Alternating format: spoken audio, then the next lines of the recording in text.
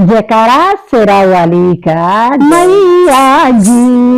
मैया जी हमके बोलावेली घरवा में आई के।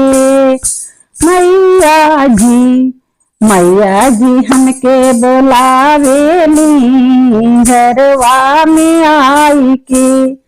कभी हम फूल चढ़ाईला, कभी हम माला चढ़ाईला, कभी हम फूल चढ़ाईला, कभी हम माला चढ़ाईला।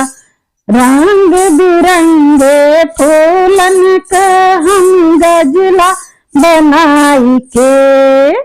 मैया जी हमके बोलावेली घरवा में आई। मैया जी हमके बोलावेली घरवा में आई के। मैया जी हमके बोलावेली घरवा में आई के। कभी हम दीप जलाईला, कभी हम धूप जलाईला, कभी हम दीप जलाईला, कभी हम धूप जलाईला।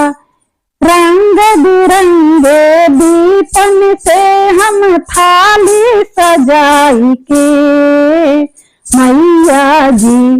मैया जी हमके बोलावेली घरवा में आई के। मैया जी हमके बोलावेली घरवा में आई की। कभी हम नरियल चढ़ाईला, कभी हम चुंदरी चढ़ाईला, कभी हम नरियल चढ़ाईला, कभी हम चुंदरी चढ़ाईला। रंग बिरंगे चुंदरी का हम गोटा लगाई के। मैया जी हमके बोलावेली घरवा में आई के। मैया जी हमके बोलावेली घरवा